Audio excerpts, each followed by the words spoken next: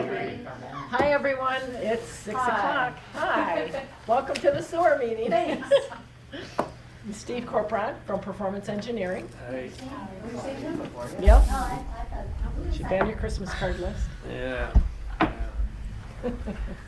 All right, I'll give you, we'll start with just an update on how things are going. The Elmer's contract, which is for the gravity sections north of the bridge up in the church neighborhood down to Mack Avenue on this side, they're just about done. We paved last Thursday, started first truck, we were laying asphalt at 07:53 and we finished a little after 7:30 that night. Their batch plant down at Thumb Lake Road broke twice during that time. So it was a long day, but it was 48 trucks, 717 tons of asphalt. So I said, no problem. But it was a busy day, but we got it all in.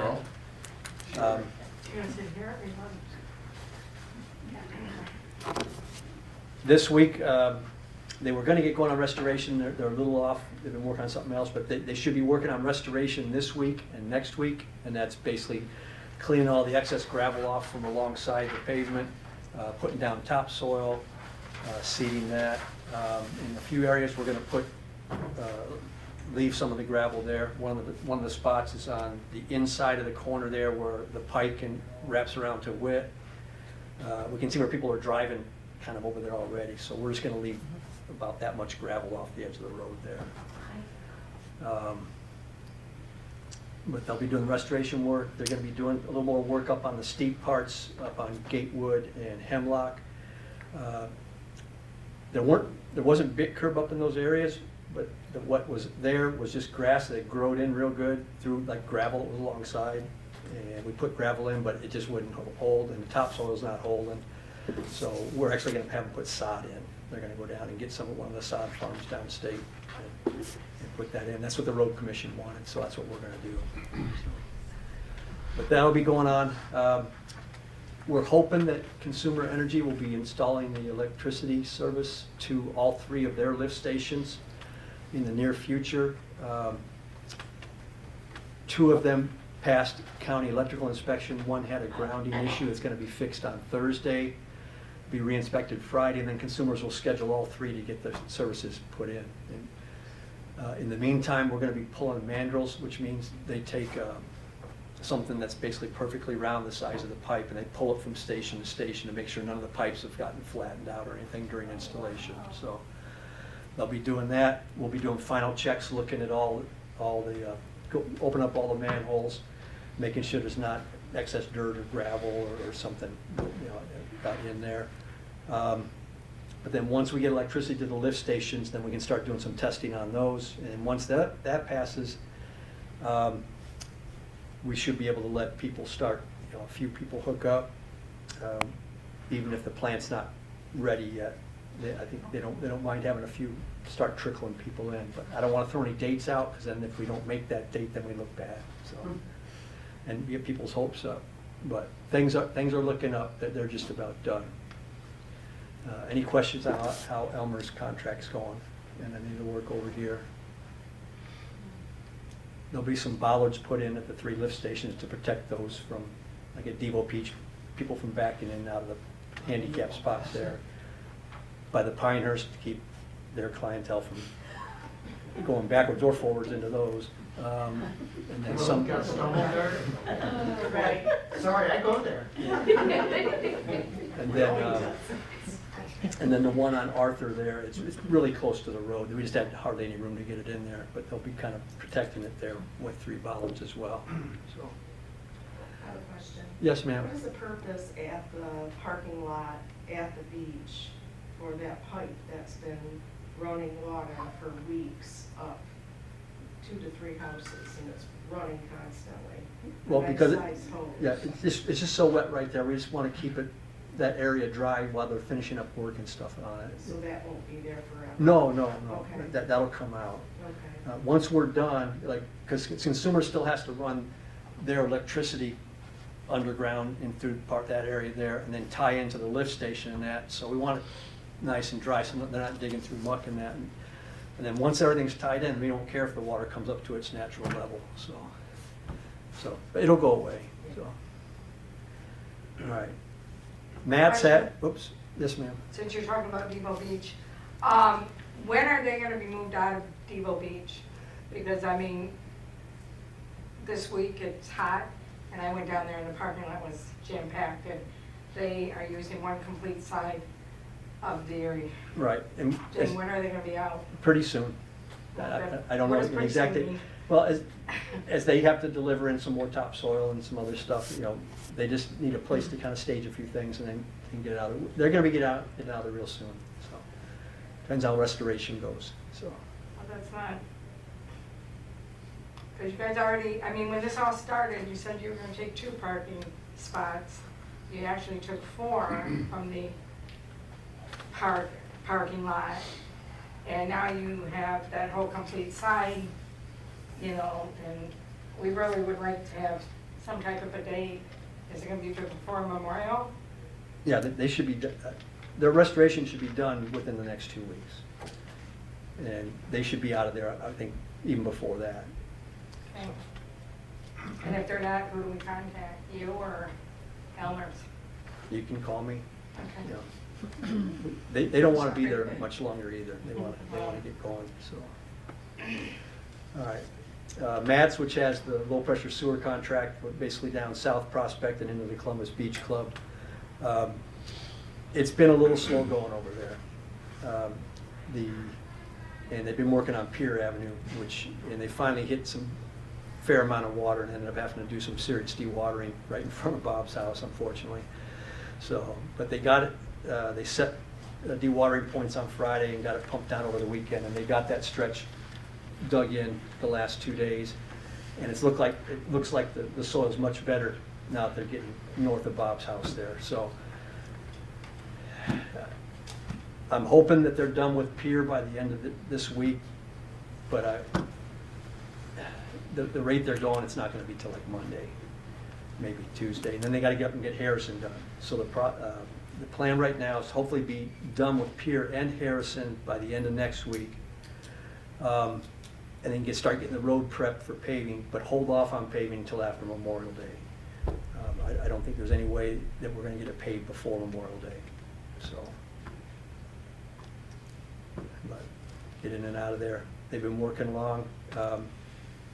They're not making as much day-to-day mainline progress as Elmer's was, because they're also putting in all the services. They're drilling in lines for grinder pumps. They're putting in long laterals for some of these ejector pumps and that. So that's slowing them down a little bit too. Plus, these are all dead-end streets too.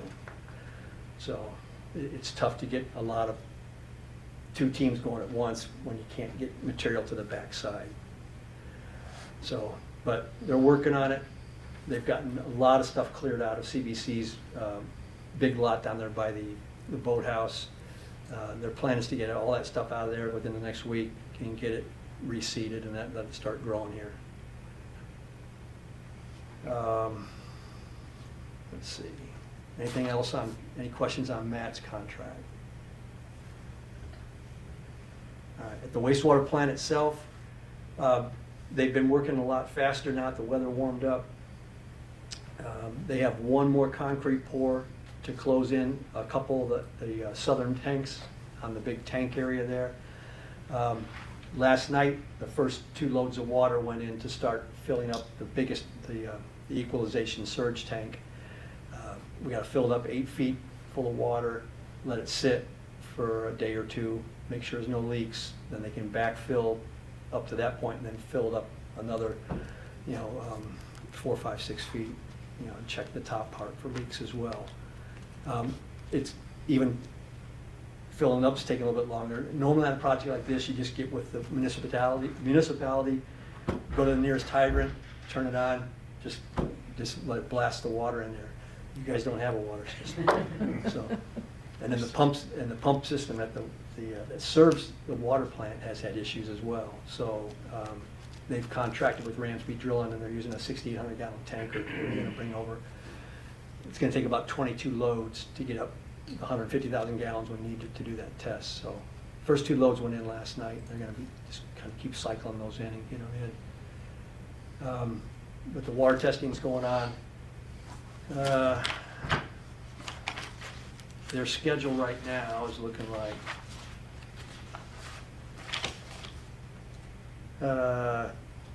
once they get all the finished concrete work done on the tanks, and they have precast concrete planks that'll be delivered the week of the 22nd, and that's for topping the big tanks.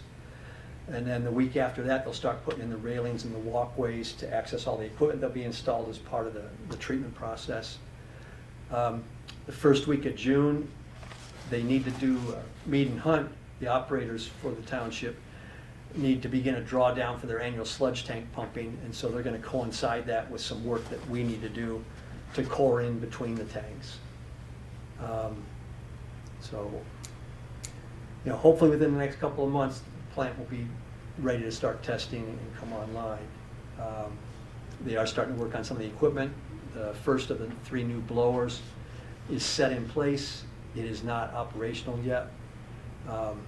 But once it becomes, they took out blower number 1, put in new blower number 1, and then once that one's going, then they'll take out old blower number 2, and then set in new blower number 2, and then we're going to have to build a little addition to fit blower number 3 in, which is the additional blower for this project. So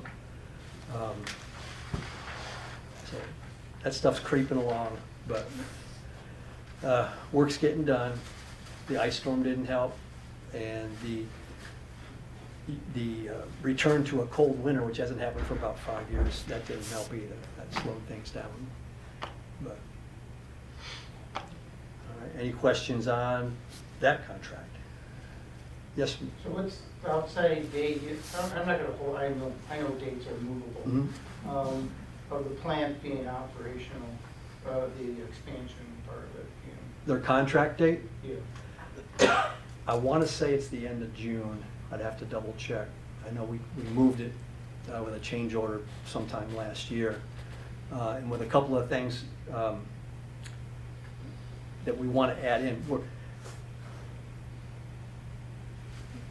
Getting the plant operational is one thing, so that it's working. Getting it all the way to the finish line, it's probably going to be a while.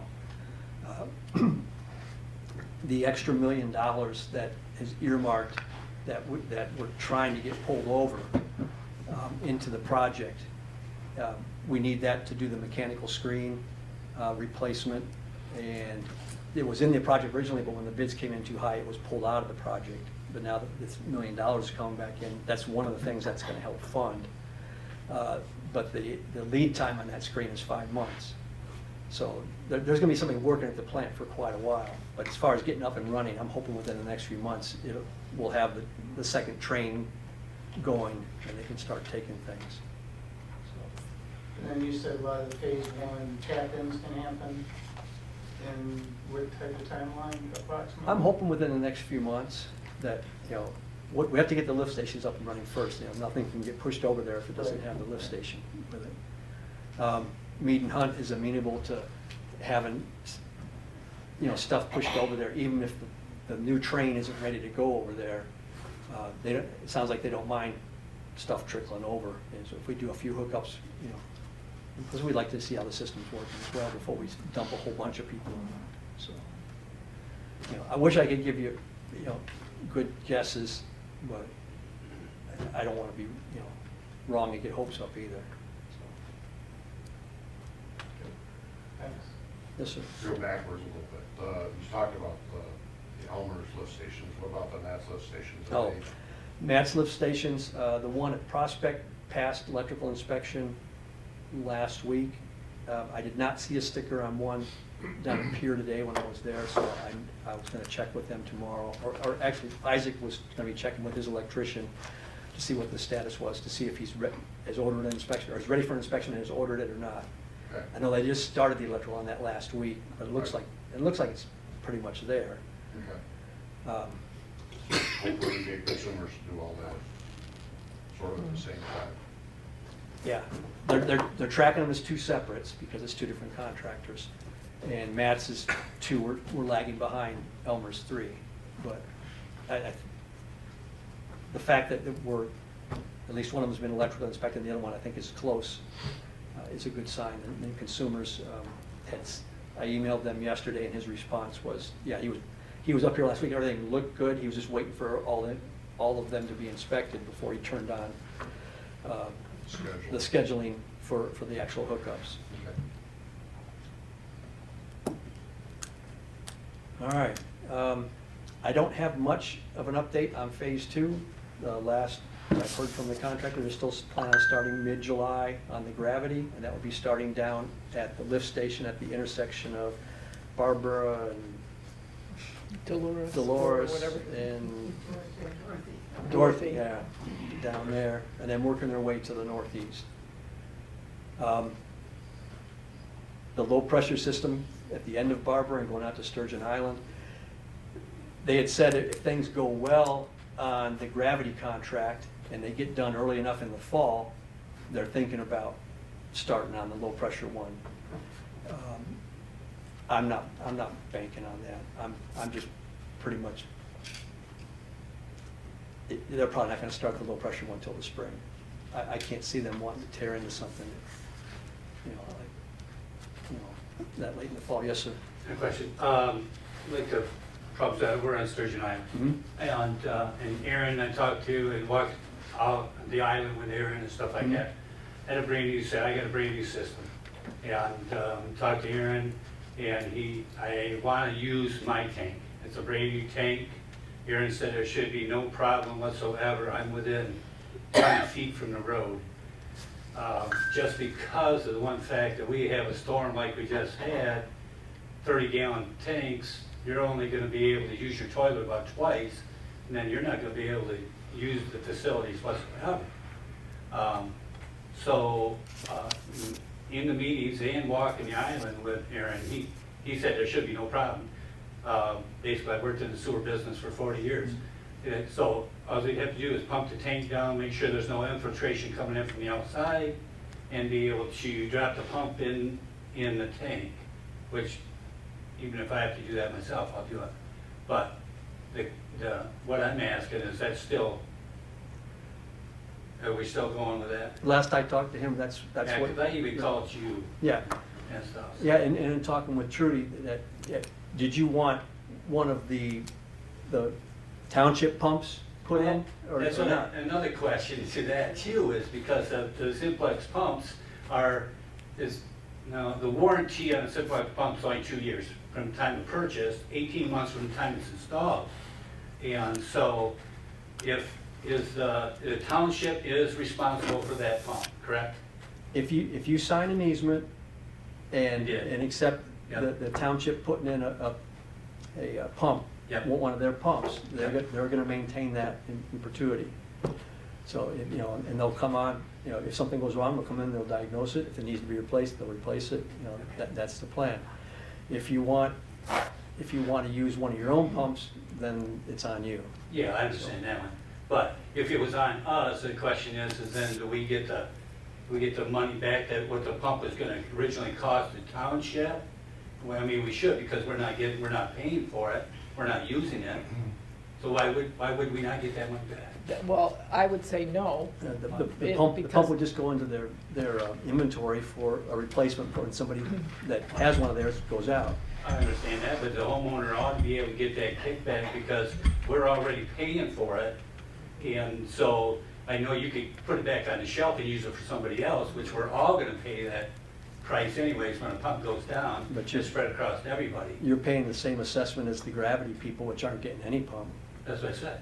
And so everybody's gonna pay for it, but why if we gotta pay for, if I wanna go and put a duplex pump in instead, so it's not just working that pump to death, then it seems like there ought to be some kickback toward the property owner. It'd be- Well, it's a project, I view it as a project cost, the entire project, and it is paid for by the entire phase, of which there are, I'll just say 200. I know it's not quite that many. So to start piecemealing it out from a cost share perspective, it becomes cumbersome for billing and keeping track of that. It was presented as an entire project to be split, let's say 200 ways. I understand that the choice is yours, you have the experience, the expertise, to go to that next level or to that different level. And again, that choice is yours. Similarly, I suppose that would be true for any of us. Even if we did not have that expertise in our background. But I think for someone like me who doesn't have that in my background, I would find it cost prohibitive. And the enticement to me would be to go with the township and sign the easement for the perpetuity of the maintenance. But to your point, it was a package deal to be shared amongst the 200, and that was the cost figure that was created. I was saying that, then I could just take the pump myself, whatever they're gonna put in, and keep that myself, and then put my own duplex, if it got to that point, and then put the duplex pump in, because I already paid for it. 'Cause we all had already paid for It's your pump. No. it. It's my pump. No, You only the paid the for a small town, piece of it. that's correct. You That's pay correct. 1/200th of the total cost of the project, that's the way they got the financing. So your actual, what you paid for that pump is probably not even 2% or 3% of the pump. Well, if there's 200 pumps, though, well, how many pumps are there? Well, just for, Right, you but- say 200. No, There are 200 pumps. No. not everybody gets a pump, only they get the gravity stuff like Steve said, they're paying for your pump. But what we're not cost sharing is the price to hook up the electrical. Correct. And that's all on us, and there's no help, but we're getting double dipped because we gotta pay to have the electrical run to it. And I'm on a slab, and I don't have any room in my panel in the house, and I'm gonna have to bore to get to my main to hook it up. There's $800 to $1,000. Correct, but you got the benefit of the whole And then, project. I'm paying- talking here, and then we're paying for our own electricity to run our pump, and no one's sharing that cost, so we're getting double dipped on the electricity. Okay. So that's not being, are you an engineer? I part of am this? actually, I'm not a sewer Of engineer. this, okay, so no. let's let the sewer engineer answer these That's fine. questions, and whoever's up here in front. I mean, they're the people that matter. And so how do we, why can't we share that cost across the entire system? Well, as far as I see it, I mean, you knew the home that you purchased. I didn't know that when I voted yes, that I would have this extra cost. If I could go back, I would vote no. Okay, and it still may have gone through. I want to withdraw my vote. Well, that's fine. Yeah, and when the power goes out, I'm literally SOL, unless I have a generator Mhm. that can run that pump. So is the system gonna buy generators for everybody? We do have generators. Not for these pumps, because it's hooked up to my electricity. We do have generators that that are portable, that we will take around to service the grinder pumps so that the sewage that is in them, and you'd have to help me with how many. Actually, those are for The lift stations, okay. Not for individual Okay, grinders. Not for my us. mistake, my mistake. So do we get Generacs installed for us? No, No. that's a personal choice. No, I'm SOL. When the power goes out for 6 days, right now I can get a bucket of water out of the Sturgeon River, pour it down there, and I can flush that thing 1,000 times. Mhm. Power goes out, how many flushes do I get? Without a generator? I don't know. What's the holding tank size? I'd have to check. They're like 30 gallons, and It with depends on where it is the in the way that cycle. they're set up, and you're gonna flush every about 12 gallons. 12 gallons every time. I got another question. 12 gallons per flush? No. Every The way 12 the gallons. filter's Oh, set up I'm is a sorry. 30-gallon I'm tank. sorry, okay. I got another question for you. In previous meetings, and neither one of you guys were even here, that there was $1.8 million donated or kicked in from the DEQ that couldn't be paid to pay the cost of anything down. And Bob Creamer said that they were gonna use that on phase 1 to help people do their hookups. But I don't understand why we didn't take that $1.8 million and put some generators on our lift stations, so when we have a power outage like we just had, that all of a sudden we could have some, they would start up and the village would be able to use the facilities. And I just don't understand why you take $1.8 million and put it toward phase 1 or phase 2, whichever one you pick, instead of putting generators on the lift stations.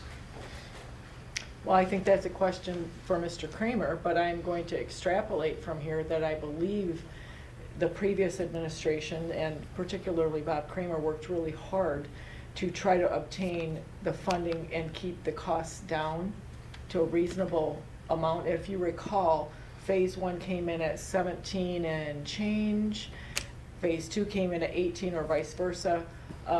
I think if we were to take that $1.8 million away from phase 1, we might be surprised at the At 1.8 cost. wasn't in the 17 though, that 1.8 was on top because it come from the DEQ. And Bob and Janice said that that could not be used to pay down the cost. It could be used to help people do their hookups and could have been put on top for generators and stuff like that. You can ask, you can call Aaron up, and, I mean, in all the meetings, that's what was brought up, and for some reason Bob said, we're gonna take that so we can help the people in phase 1, and I didn't understand that, because we're all supposed to pay the same. They're two different phases, though. I know, the phase 1 and phase 2. Correct. Yeah. So the statement that we're all gonna pay the same, within each phase, the parties will pay the same. But I remember distinctly the conversation and the statement that the costs between phase 1 and phase 2 were within hundreds. And I believe Aaron was here that night and said, it's rare that it should be so close. We'd have to pull the numbers. But I'm sorry, I probably missed that meeting, but I don't recall hearing that conversation, and that's my apology. I'd have to go back. That's fine, it's just, it was, when the petition went out, and it, you know, this thing first rolled and started balling up, is that everybody, phase 1 and phase 2 was supposedly, and I know that there's a lot more gravity feed in phase 1, that everybody was supposedly, our numbers were gonna come out really close to the same. And then when the say $1.8 million come up, and then all of a sudden Bob said that they were gonna take that and help over on phase 1, after they'd already got the money appropriated. I just, it dumbfounds me how you take the money there and put it toward one phase and not either split it, or in common sense would tell you to put some generators on our lift stations. We have, some people call it gravity feed, but you only gravity feed down the hill a little bit and you pump everything here. This thing costs twice as much as most sewer systems does. My understanding of the sewer systems is that the way that we have designed, or that this system was designed, was with using the gravity was one of the least expensive ways. Well, if you could all gravity feed, yes. Yes, But and when and I know there's no place down here that we could put a plant in, so we pump everything. So it's definitely not the least. I've worked on a lot of gravity feeds where you can gravity feed that you can get 30-some feet in the ground. Now, you cannot do that here. But. right. I wasn't around for the early meetings, but I know what I've heard is that the intent was to try and level the playing field as much as possible between the gravity and the grinder. And originally they wanted to have the contract cover not just the grinder pump, but also the line from the curb stop to the grinder pump and all that stuff. But when the bids came in high, as the estimates were getting higher and higher, they stripped some of that out. And, you know, that's why you're getting a grinder pump, but not the connection of the grinder pump to the curb stop, for instance. You know, but they were trying to level it out as best they could. So over on Sturgeon Island, we'll go back to that. I mean, it's going to be a low pressure. So you're going to have a curb stop and then go up to your tank, whatever, with your pump in it. There where everybody else has to get their power, their light, their warning light and stuff to it. And then from there, they have to hook into, per se, that tank. The homeowners has to. Right. Yes. And I'd like to know who thought, I bought the house 12 years ago. Who thought 12 years ago that I'm buying a house on a slab and do I have enough room in my panel, and not knowing all these costs, and then I voted yes. And like Trudy said, it's like, oh, Greg, you bought this house, you should have known. Shit, that was 12 years ago. And now I'm very disappointed in this system. Can you please tell me why we have to have the low pressure system? I don't understand that engineering aspect of it. Where are you located? I'm down on Barbara, and we've got to have a grinder pump. We're before the bridge. Just maybe before the 3 bridge, houses. like 3, yeah. Yeah, so we're down by the Burt Lake Marina. Okay. You know. Yeah, well, basically, the water table there is so high, and you just can't, it's hard to dig and get your gravity lines, because you have to have enough fall to go from there to there. Right. to get it to go. It's very, very difficult to do that. Did the engineers assess the water table in that area? Yeah, yes. And where is, I mean, how high is the water table? A lot of areas You know, within a couple of feet of the a surface. couple of feet. Yeah. Because that's all engineered ground, because that Sturgeon River was moved Right. so long ago. So I thought maybe that might affect the water table to our benefit, but obviously it didn't if they didn't. It just, the water seeks its own level. You checked it, Down, yeah. down there, it's usually only a couple feet down. Yeah. When you put in the grinder pump, how big of a diameter of a hole do you need to dig to put that in? And what does it look like at the end of the day? How am I landscaping around it? I Right. know that sounds crazy, but. The grinder No, pumps, it's important. they're 2 foot in diameter. It's basically a 5 foot tall fiberglass Oh, tube. no. No, Wait a minute. It's 5 foot underground. it's 5 foot Okay, tall so- that goes underground. I'm not using, we need some big bushes. I'm not gonna be shooting it with my deer rifle because it's so high, it's underground. It's a 5 foot deep fiberglass chamber that goes down. The lid is a very thick, hard plastic green lid, just like you'd see a lid for your septic tank. Only Where it's- could she go look at one? Is there one in phase one? None have been installed yet, but there's, if you go down, if CBC lets you in, there's a bunch of them on pallets down by their boathouse. Okay. But, Private. yeah. Okay, but we'll have You that. can take a picture, That'll be give you a very, picture. Yeah, yeah, that'd be great. Yeah. I'll send you a picture, so you can post it. Perfect. So what's the diameter of the hole you have to dig to install that? Usually about 4 or 5 feet, to get it down in there, depending on how wet it is, how stable your stuff is, and that, and they have to be able to get around and get stuff hooked up, to it on the outside. And will that be installed immediately or when we're ready to hook up?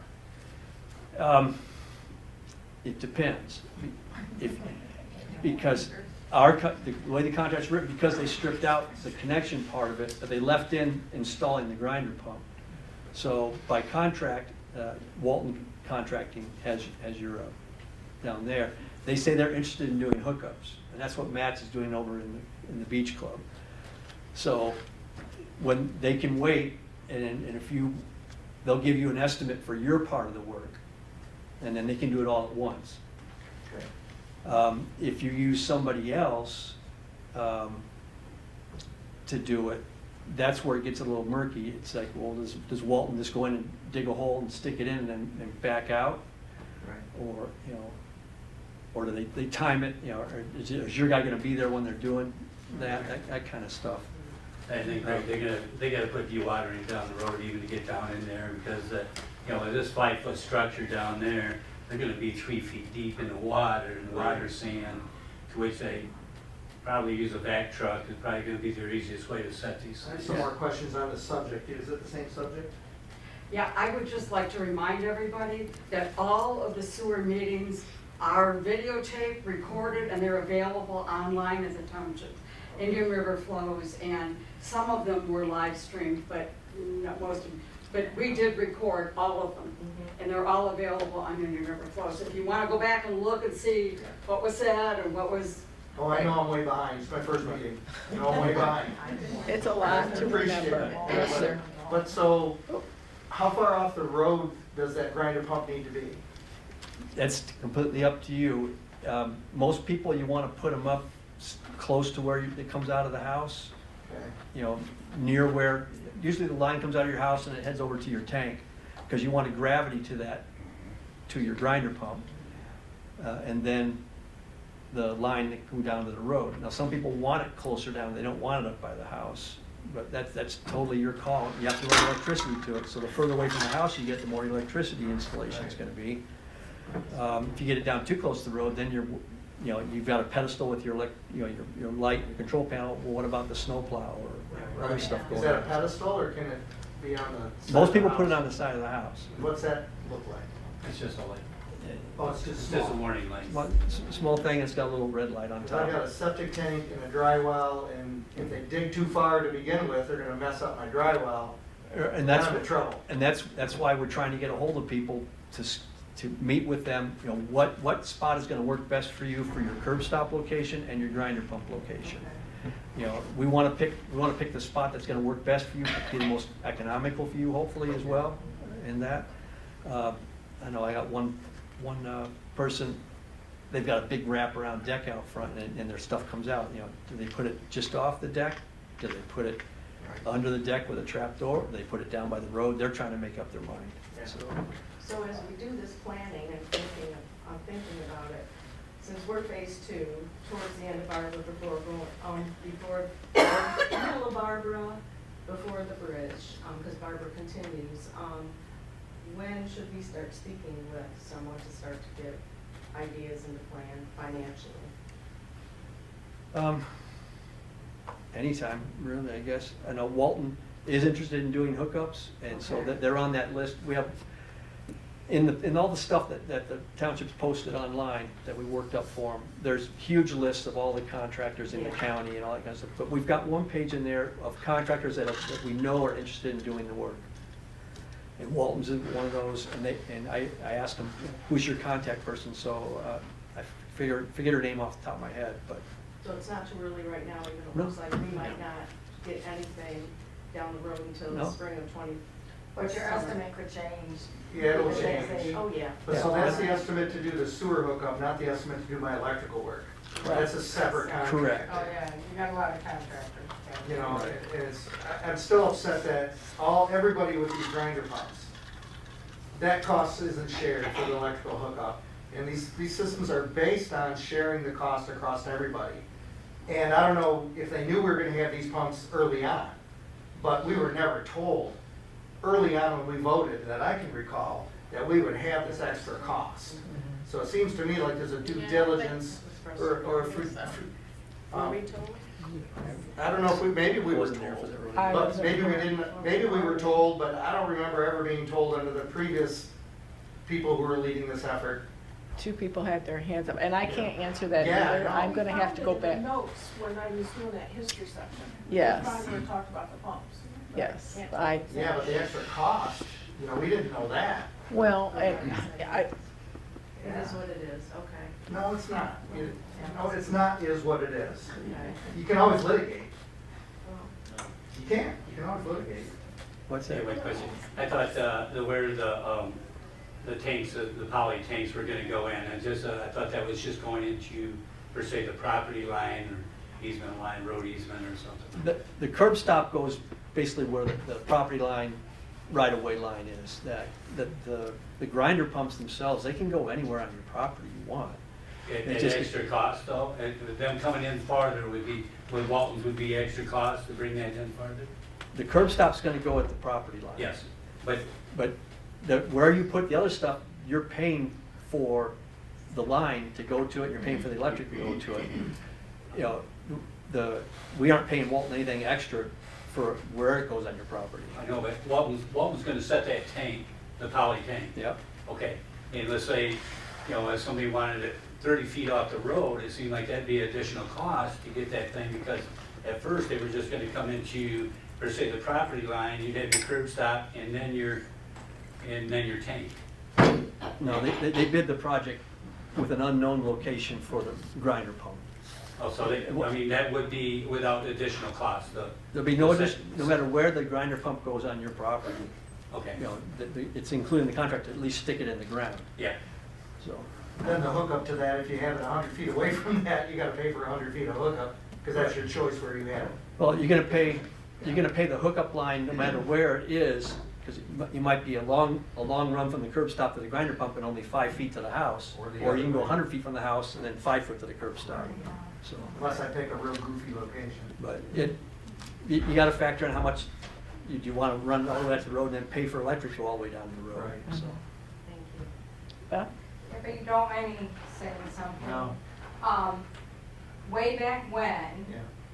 they did in the petition and all that, I read it as, once they got the bid, it was going to go back out for a recount, and we never got that.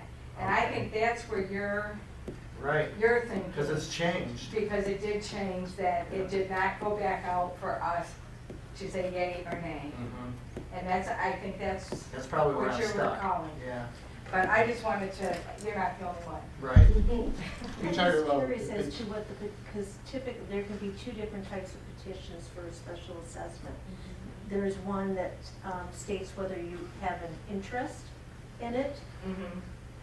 and there's one that states that you were going to do it. And I feel we only got the one that said, do you have an interest? Okay, well, we Yeah. can't, I would say at one point there would be no way that a board would accept that. But, wasn't there, don't know. I do. Okay. As far as petitions that were received by the township, they were received for both sides. Every day, I was at the mailbox, and every day we put petitions in a database, and every day we took them to the township, and they were counted by the supervisor. So there was a petition drive for both sides. But not after we got the bid, there was not a petition. No, not after we got the bid. And that's what I'm saying, Vicki, after But the there was a bid came petition in, drive. It wasn't the are you interested was the only one. that's the only one I ever received, That's the only so. one we No, know. that you did, you had to receive, We received you this. had to receive that, because we But had not this. after the bid. And And I'm saying after the bid, I'm saying after the bid. After the people bid. After the bid. I And agree. I mean, I have seen it in the minutes. The bids didn't come in until after the petitions. I were understand in. that, but after the petitions, I'm not gonna argue. No, go ahead, that's fine. But after, to me, I read it as, after the bids came in, there would be another petition to go out, and then it would be a final say. How can you say yes to something that you don't know how much it's gonna cost? I mean, like he was saying, all his extra stuff, I have to remove 3 trees, I have to do this, I would have never said yes to all this, Vicki. I know, I understand. It's And very costly. All I'm arguing is that before we went forward with the SADs, there was a petition drive. If you signed it, it was a yes. If you didn't sign it, it was an automatic no. That went out to both sides before. But now with the bids on it. No, I'm nobody talking, had the bids. I'm Nobody talking the had bids, I'm talking the bids, that's all I'm talking about. Okay, Is the bids. I'm not arguing with you about that. I'm talking about to establish an SAD, you need 51%. I know that. Of the land mass, not of the people, but of the land mass. And those went out to both sides. Thank you. Yes, sir. Talking about the petitions was sent out, highlighted, all property owners must sign this. You highlighted it in yellow, and then we come up and we pull that back up in the meeting where you said, well, that's not what we meant. But if you told somebody they had to do something in school, they had to do it or they would have flunked. And you did that in your petition. You highlighted right there, everybody must sign this, and I brought it up in the meetings, and you said, well, we're just not gonna change it. And why wouldn't you? Not Because in phase personally. 2, yes, you Not me did. And in personally. phase 2, you should have sent them letters back out in phase 2 and asked the people again that you strongly told homeowners had to sign this thing. You misled everybody in that. That's true. You misled everybody in that, and I Not asked her the questions here personally, too. I just. not her personally, I mean, it sounded very. No, it was chirp, because I asked, I brought it all up. But you're making it sound like she did it personally, and you're getting a little too defensive. That's the one that, the night I'm in the just meeting, saying, that's the you're one getting in a the little night too in the meeting, defensive. so. This isn't an attack on anybody. I'm just saying. Ma'am, in the left, yes. I could be wrong, but I sort of remember that when we did the petitions and I remember hearing that it would go out again for bid, or would go out again for approval by the people. But it was if the estimate versus the bids was 10%, was greater than 10%, it would have to go back out for vote. It didn't have to. Yes, that is always, that's true. So it came on within 10% of what they estimated? Yeah, and we had 2 estimates and made it very clear that they were estimates. Oh, yeah. Very clear that they were estimates, and if we had come out greater than, 10% would come out of it. we would have had to start all over. But that was the estimates that didn't include our personal estimates. We had no idea that we were gonna have all this extra cost. I'm not arguing. Right, we had absolutely no idea we were gonna have this extra cost.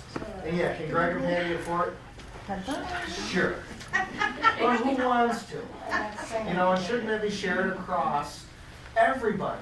Maybe that's what that 1.8 million should go into, is pay for that extra hookup cost that none of us knew was gonna happen. Did you really think, though, that we would have pumps that are run by electricity that we would I had no not? idea I would have a pump. Right. I didn't understand. I'm not a sewer engineer. Nor am I I. had no idea Right. that what that meant. I thought, oh, Right. they're gonna have it. All these other pumps are hooked up to the system power. Ours are not hooked up. Why aren't our pumps hooked up to the system power? That's a question, a legitimate question. Well, You'd have to agree or something. Well, we'd have to run a system-wide electrical grid, which we're not set up Well, to no, do. that's what I'm asking. I mean, so, you weren't involved in that decision making, but it's like, couldn't you run 220 to all of our pumps and then, I don't know, much of an extra cost at all, you know? And so now we have this extra cost, and then if you got extra money, I'll take some. Just spread it out, spread the cost among everybody. Like the system's dependent on being spread across everybody. One of the things you can take solace in is that by being hooked up to a system like this, your property value is going to increase quite a bit. Yeah, as long as I sell it before I die, so then I can enjoy that money. But I understand what you're saying. Or your kids. You know, the kids, well, heck of the kids, they're on the Did you, I was just gonna say that I think part of the problem we have is some of us in this community desperately need this sewer. I can't do laundry, I just had to get my septic pump because it was full of groundwater, not even sewage. So Well, I just I would my pay system's small. whatever, I I understand. can't wait, I can't wait.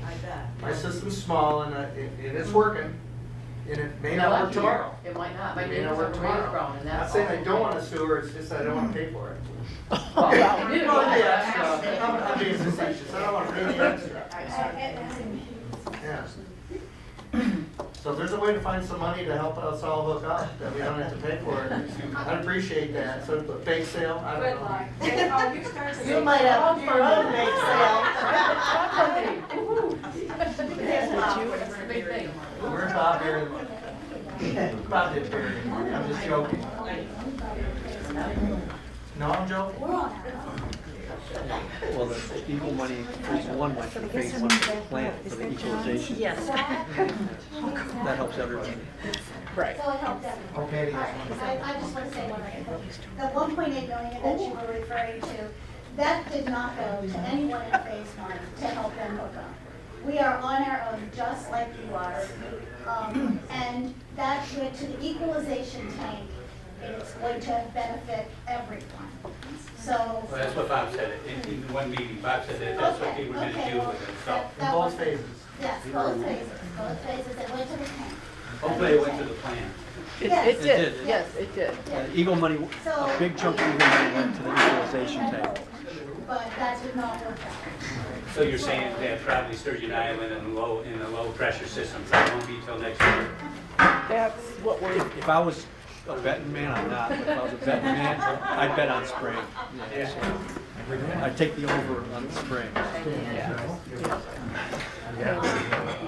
I know our ice storm was of freak in nature, but how did the sewer system do its job during that event? well, it was a test. And that's a good question. So the questions have been, the plant itself was fine. As you all, or you may or may not know, across the street from Burger King is a permanent generator. Well, we also have two, help me Chris, three? Two portable generators on trailers. Sadly, neither worked. As with most electronics, the control panels were fried. So you'll hear us talk about having to replace those generators. In theory, it would have worked well. So we have help me out, Steve, we have one of the main lift stations near Burger King. We have another one across near Broody Coffee, is that correct? And then one up on the corner by Broody Road. So in theory, the larger of the generators was to be taken to the end of Broody Road. So help me with the flow. The flow is going to come to the station at Burger King. Does it go across the road and then over to Broody Road? So in theory, the larger of the generators was to be hooked up to the Broody Road pump. Would have worked well. We had the smaller one then that we could have taken from lift station to lift station in the commercial area, because that's the active sewer district right now, to help to power them, and they would pump what they had in their reservoir to the next stopping point. Neither of those worked. We have corrective action in place to prevent that in the future.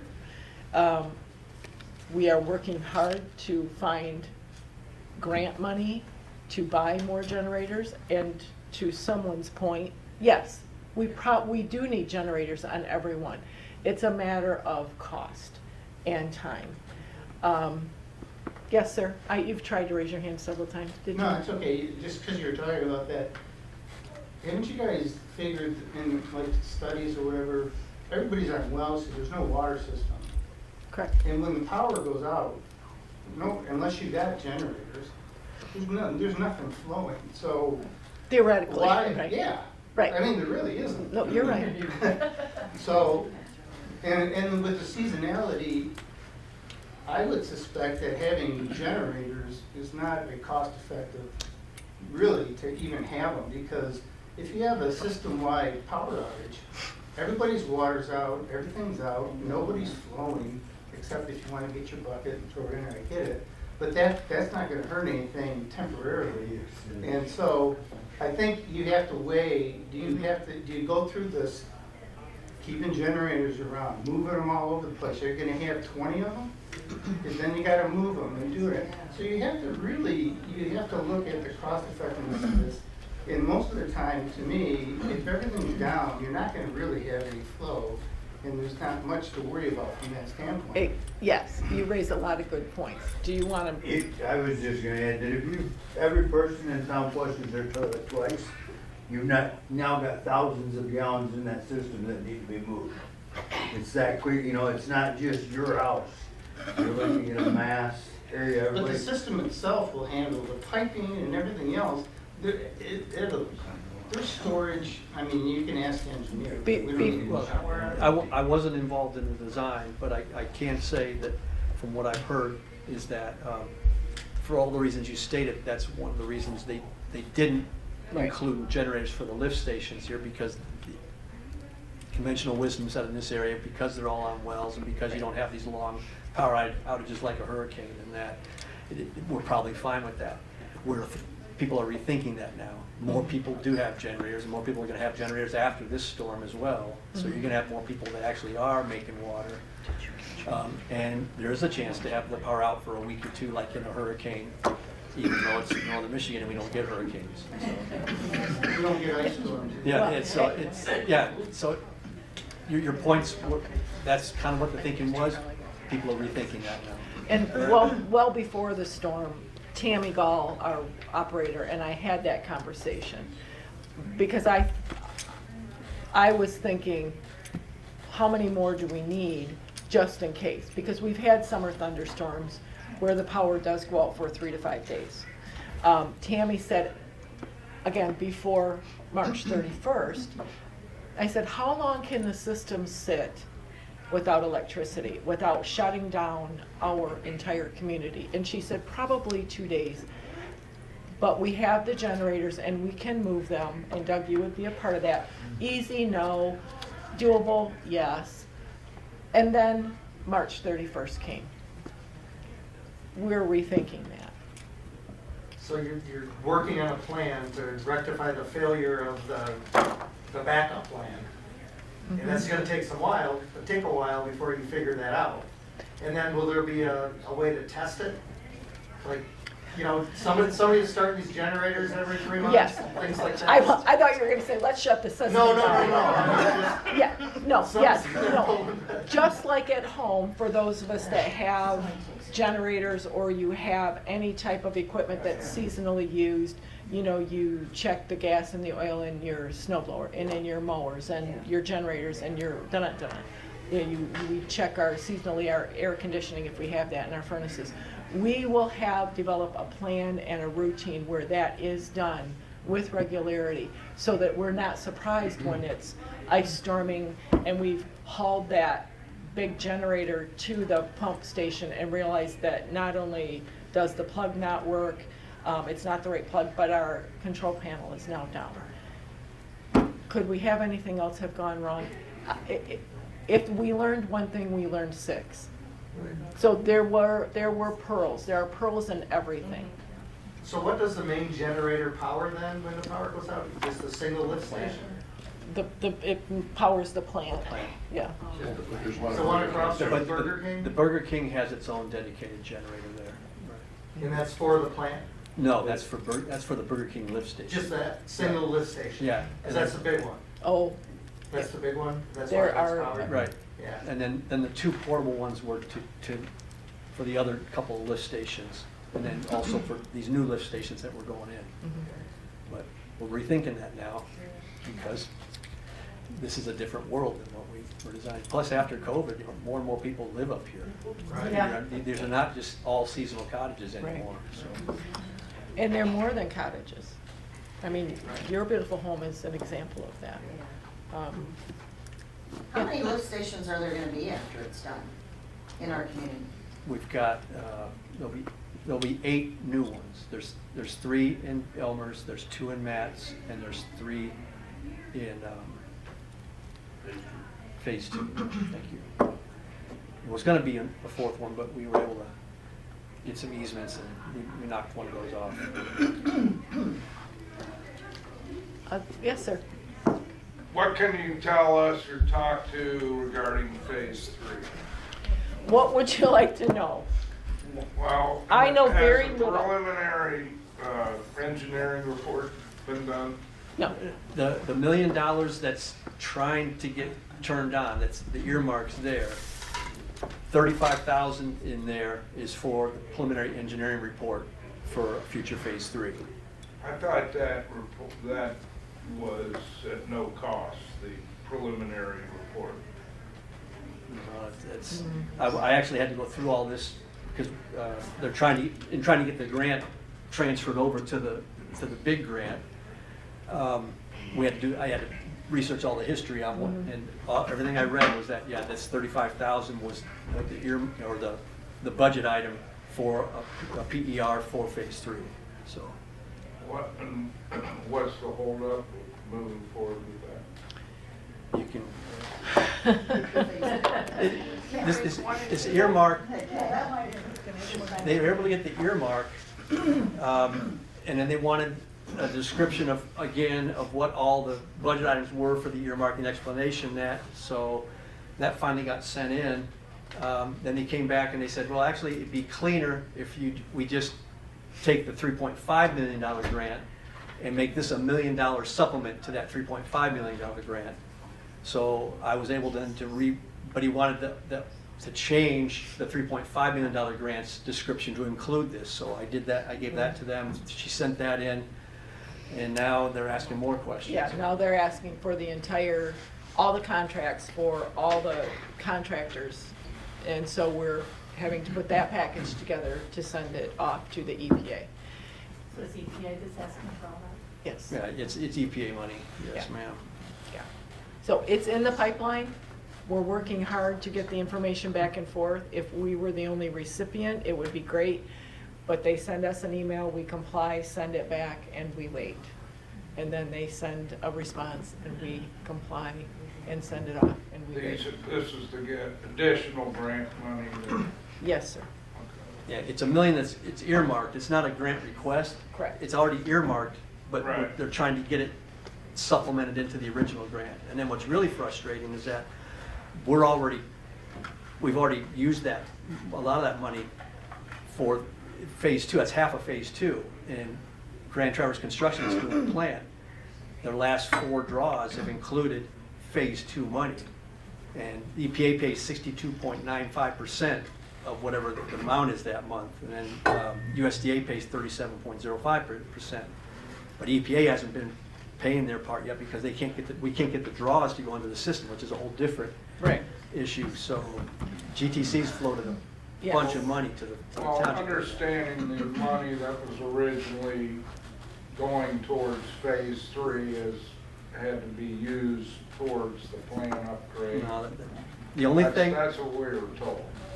No, I went back and looked. The only thing that for phase 3 is that in that $1 million earmark, 35,000 of that was for a preliminary engineering report for phase 3.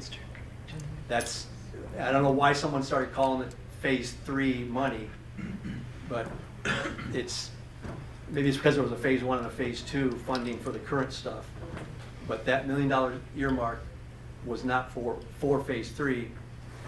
There was a small piece of that was for PER for phase 3. Preliminary engineering report is what that stands for.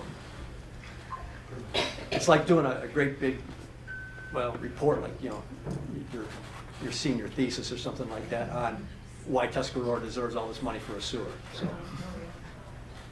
and the engineering part behind it. So, you're after 7. It's after 7. Thank you for coming. Thank you. Thank you. Feel free to stay for the township meeting. There'll be a barn burner. Yeah. I would be willing to stay.